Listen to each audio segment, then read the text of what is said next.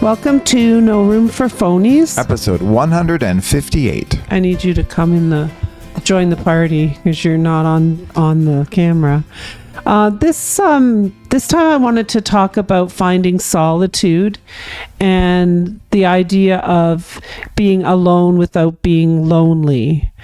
And I think that most of us live a life where we're so busy rushing from one thing to the next that we don't even think about taking time for solitude.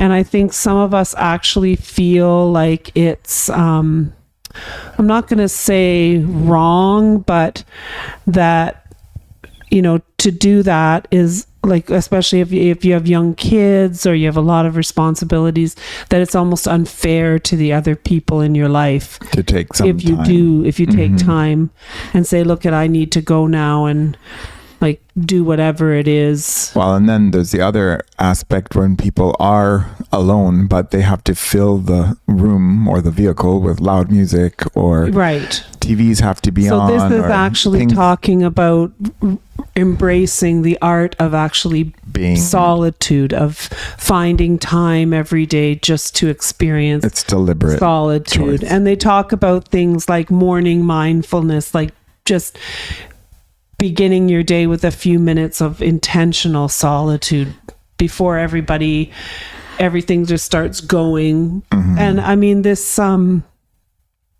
not overly these PQ, this positive intelligence, right? It actually tells you to do that. Mm-hmm. Take a breath, be mindful of the things that you're doing, and then just starting your day with kind of that sense of calm and mental clarity that helps you, face things. Mm-hmm. And then the other thing they talk about is the idea of digital detox. And we've talked about that a lot.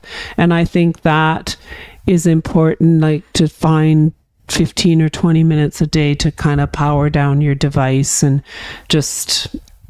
Yeah, and then do something analog, like read a book or journal or walk. You don't have to have your phone... Like you can actually leave your phone at home and go for an hour walk. Like often I listen to a book, but then it would be a matter of turning off notifications. Right. And then they talk about spending time in nature and doing something creative, that painting or writing or journaling or playing a musical instrument or whatever hobbies. And it's suggested planning an occasional solo retreat, even if they're just for a day or a weekend or something where you just go off by yourself. I mean, that's pretty hard to do when you have little kids. Yeah. But they're really talking about how important it is to do this. I mean, you don't have to go on a solo retreat once a week. No, but I'm thinking of like maybe a long time ago when people lived in villages or with extended family, there might be a chance for a mom to be by herself because there would be other people to take right. care And of I the think kids. some of the things too I think one of the bigger problems that we have in our lives is that we've accumulated so much stuff that when we are alone or by ourselves and all we can think about is, I got to go organize this or fix this or make this better or do that. And then there's also I better work more hours so that I can get more stuff. Yeah. And I think, so take all of that it's almost like a reevaluating priorities. Yeah. And even people that are religious, when they could have a Sunday where they could figure out to give each other a solo retreat. Oh no, they have to get all the kids up to church, looking good, dressed up to the nines. And, it's still another type of busyness. And to step out and find solitude, it's not wrong, I guess is what. Mm-hmm. And then for those people who don't like just sitting still, there's mindful movement. Well, and we have so many opportunities now between yoga and Tai Chi and walking and moving meditation and then there's also these quiet rituals that you do, like slowing down, lighting a candle, eating a meal, practicing gratitude before bed, just little tiny little rituals that are our actual rituals of solitude. Like, because solitude doesn't necessarily have to mean that you are by yourself. No. Solitude is an attitude or pushing things out of your mind and creating a ritual that is that's your what's own. Happening when you talk to me and I don't pay attention. Right. And then journaling, they talk about journaling. I was going to share a quiet ritual I just started in the mornings, because in our shower the fan is a light as well. I turned off the fan and the light and I put a candle on instead, so the bathroom is dark except for the candle, and it really is a different showering experience. Feels different because it's not this worrying of everything, right? And then the idea of boundaries and saying no, because once you have boundaries, you're protecting your solitude by, prioritizing your activities and commitments that actually align with your own well-being. And then just embracing moments of attentional aloneness without distractions, for self-care and just to listen to your inner voice. Yeah, so embracing solitude doesn't require grand gestures. You can weave moments of stillness and introspection into your daily life. And by building these practical strategies into your life, you can cultivate a deeper connection with yourself. You can begin to foster holistic healing, and that can radiate through your mind and body and spirit. So the art of being alone is about discovering a closer connection with yourself, not about isolating yourself from the world. So being alone can be hard if you feel that emotional state of loneliness, and if there's some kind of social need that's unmet, or if there's isolation from others. Relationships that don't have an appropriate degree of intimacy also lack meaningful connection, and that's not solitude, that's loneliness. That's loneliness. So there is a difference, but aloneness, you should feel restored. So it's being by yourself and not feeling loneliness. Yeah.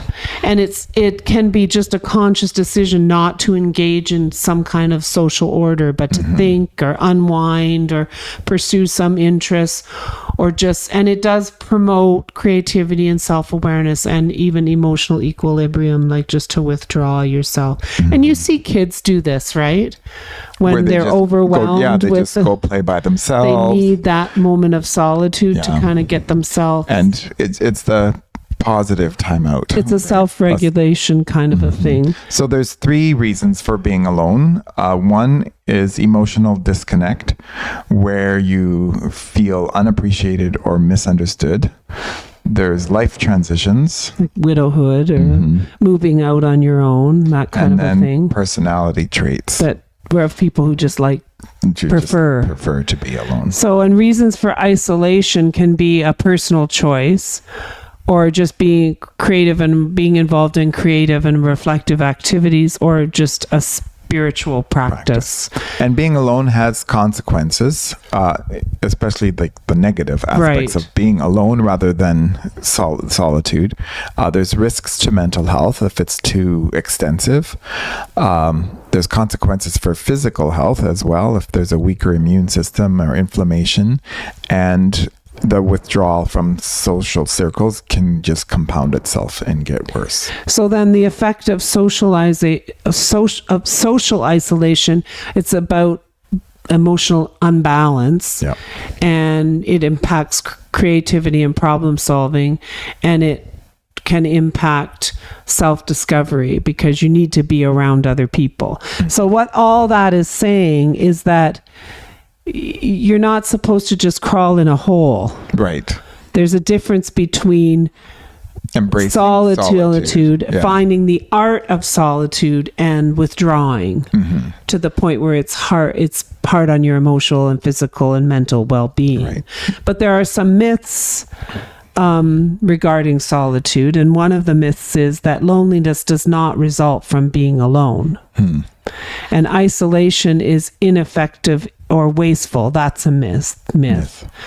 And people who choose isolation are running from reality, and that's a myth too. So it is a fine line between I think the two. What it talks about mostly here is, what do you do when you're in your period of solitude. Right. Like if you're just sitting in front of a TV, right, that's or just like scrolling through Facebook, that's not what this is talking about. No. This is a practice of good isolation practices like mindfulness and meditation, just putting boundaries into place that allows for some balance, developing some rituals around walking and reading and journaling, and just being able to be in silence without something in your ear. So here's some very interesting points about isolation or solitude, which is basically, I think there's so many. You can say aloneness, solitude, isolation. And some of them have a little bit more of a negative feel. Isolation, because of the medical term of isolation. I don't think it sounds, solitude sounds better. So the things that happen because you've chosen a period of solitude is increased introspection and self-awareness. Which means growth. Enhanced emotional control and emotional regulation. Innovation and problem solving increase, as well as focus and mental clarity. Increased self-sufficiency and independence, and a sense of self-reliance. Coping skills and resilience, and it even can be known to decrease your anxiety and stress. Because for some people, I think some people just need more withdrawal time than others. Can take more. Right. Because being alone it can produce, like if you take those moments when you need them, you become more balanced. And I mean, introverts are often told, suck it up, go out there, be with crowds. You need to be with people. It's good for you. Yeah. And yet it's because it's easier for them to build energy and to recuperate a sense of wellness by being alone. But extroverts could benefit from being alone just as much as introverts can benefit from being around people. Yes, for sure. And then I actually looked up some methods of like self-regulation that you can try. Like all of a sudden you want to do this, but you don't know where to start. So here's some tips for that. So there's the SWOT. What are your strengths, weaknesses, opportunities, and threats? And you can really like sit down. And then there's the Johari window of what are your areas where you're open? What are your blind areas? What are some of your unknown areas? Creating mental maps with a key question or idea, and just experimenting with growth with associated concepts or emotions or thoughts. Like ink blots. Yeah. You can journal with reflection, and journaling these days is easy because there's tons of journaling prompts available for you. And just reflective self-examination. You can even try some CBT of replacing negative with positive cognitive behavior therapy. One other method they talked about was the use of the 5 whys. Oh, that's where you start with a why and then you go deeper with the why. Why not? Why? And then why that? Yeah. And then just opinions from reliable sources where you're not defensive. And it just goes into these morning meditation, nature walks, digital detox, and hobbies. And I did some reading about journals. A journal is just a personal development tool. It's not where you kind of write down everything you ate that day, although you can do that kind of but it's about introspection and self-expression and personal growth. It's just an organized method for processing feelings, creating objectives, and just thinking back on life experience. So you can do a gratitude journal, a goal-oriented journal, a prompt-based journal, a dream journal, a multimedia journal for people who are so digital. And then the idea of meditation. I think we've talked a lot about meditation in our, but there's also guided meditations and visualizations. There's a loving kindness meditation where you it's just all about building yourself up. Okay. And then just the idea of going on a retreat.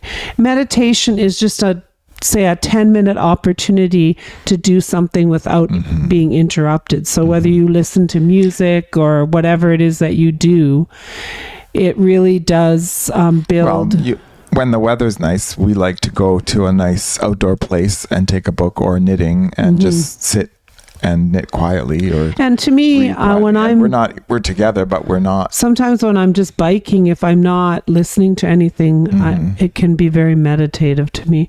And meditation can also involve music. Yeah.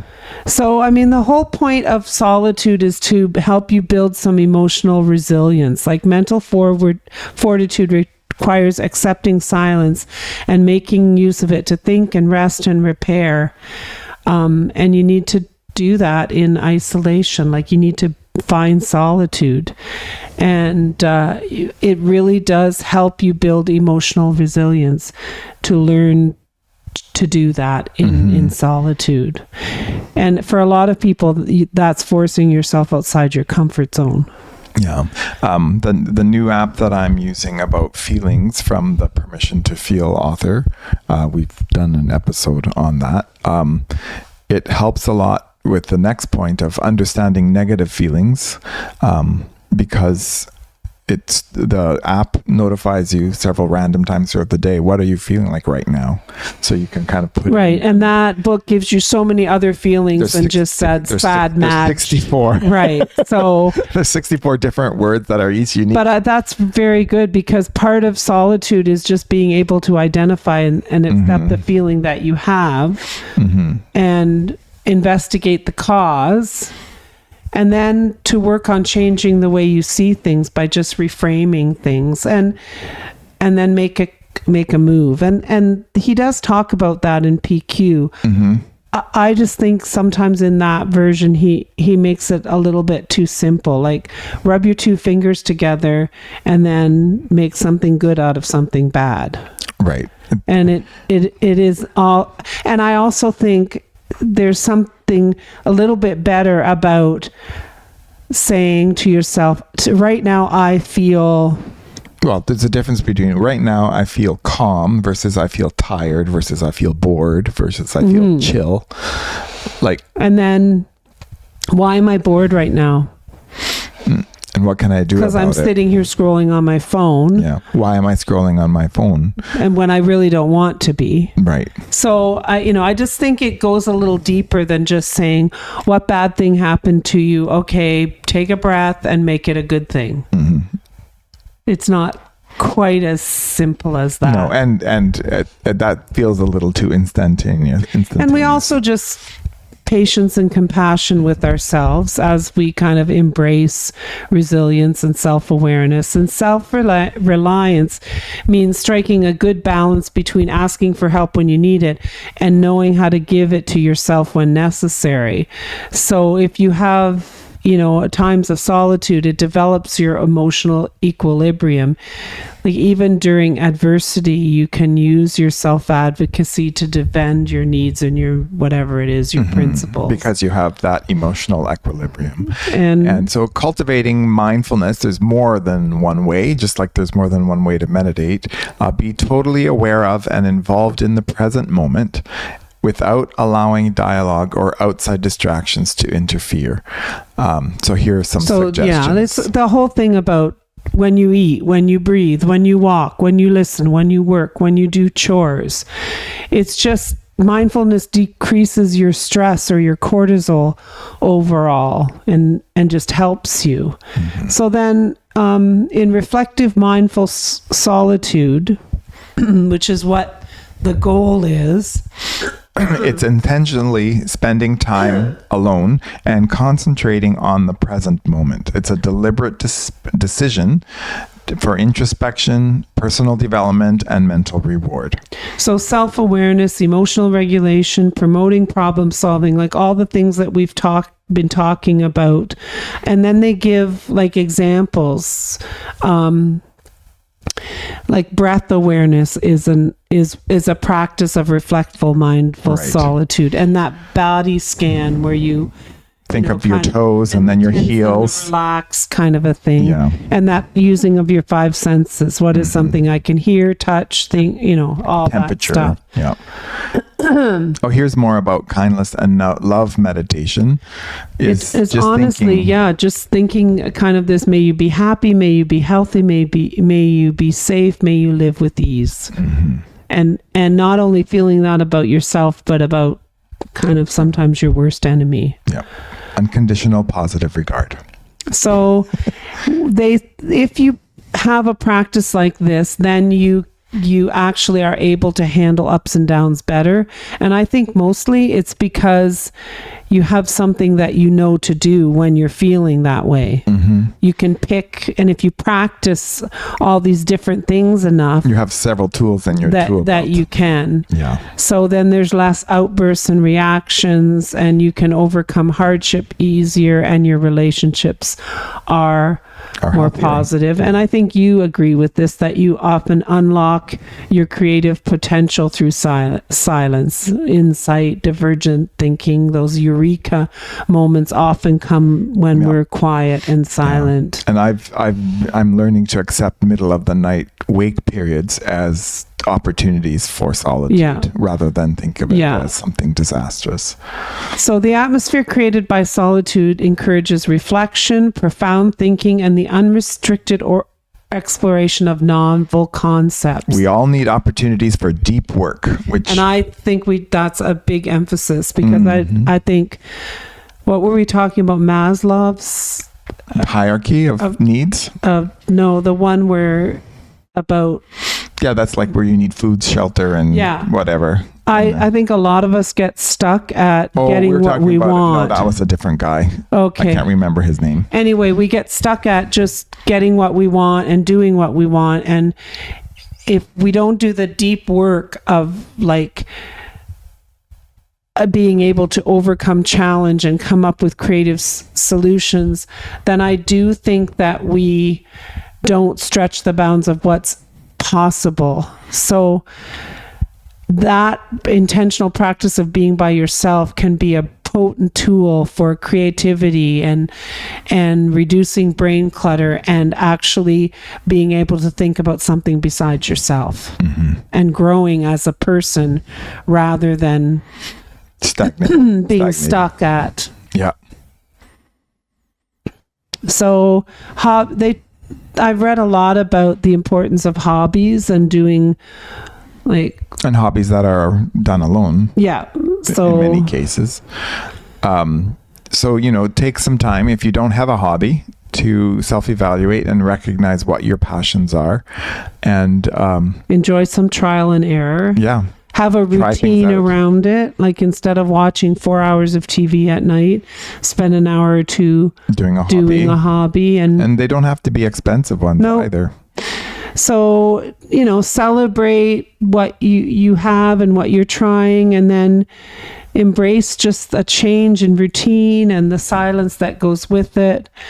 And I think part of this whole solitude thing is the idea of setting objectives for personal growth, prioritizing your time, developing more healthy habits and routine. I'm thinking now again of young parents or parents with young kids. Yes, you're not alone, but what if you're modeling solitude with your child? Like, the bedtime routine, which goes past when they're 8 years old. Like when you still sit with them and read. Yeah. When you still sit with them and reflect about the day. Or that you can actually find time to sit at a table and draw together, or you're doing some kind of work and the kid is drawing or whatever, and you're thinking, or you're journaling and they're journaling. There's so many things.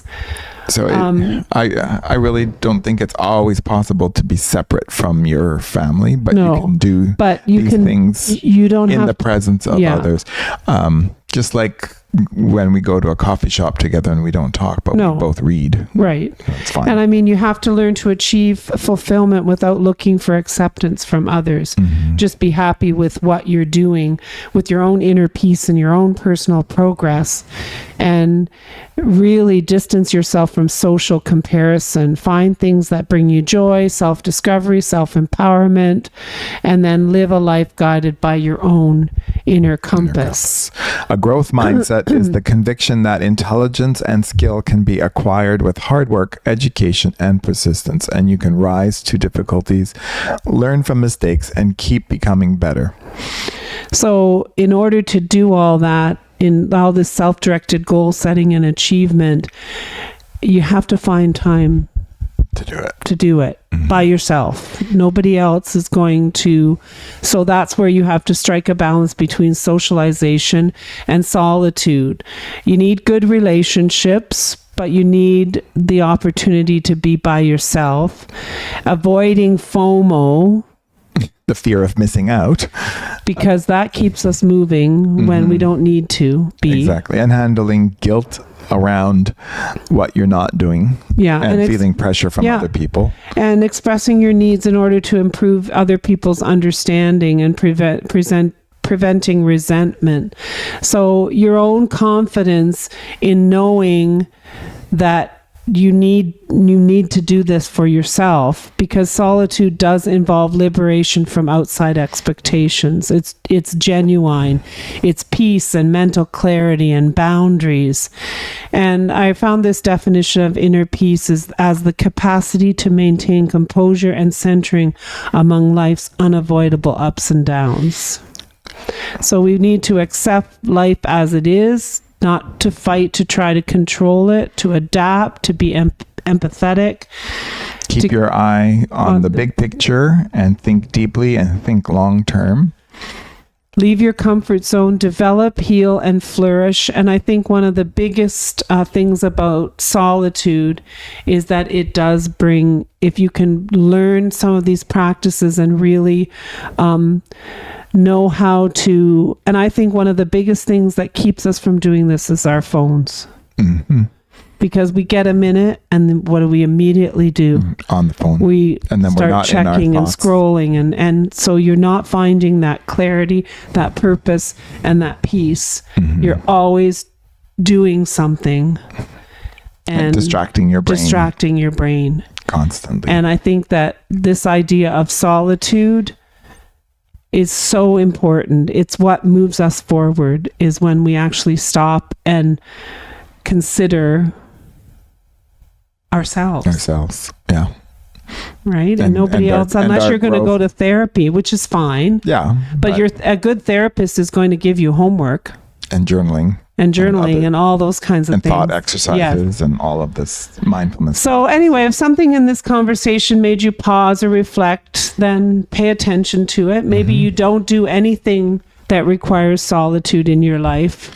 And solitude doesn't require a complete life overhaul. It starts small with just 5 minutes, a walk, a quiet moment. And I want to add here, for any husbands that flop themselves on the couch to watch TV when they come home from work, yes, that's solitude, but it's also not the right time, and it's I think it's interesting to say that at no point in this thing did it say, like, listen to music, watch TV, none of that. That's not what solitude means. So don't think, I'm just trying to think of the young, of men. Don't think that is practicing solitude. And if you realize that finding solitude feels difficult or uncomfortable, that's fine. Yeah.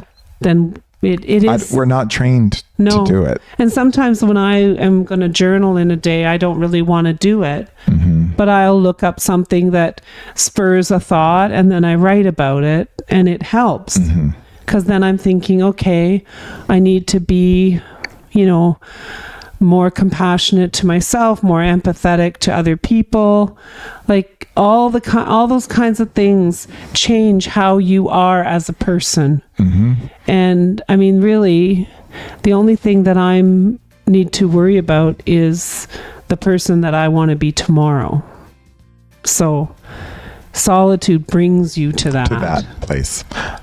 We'd love for you to stay connected with us, and you can turn off the podcast and practice solitude for a little while and then come back.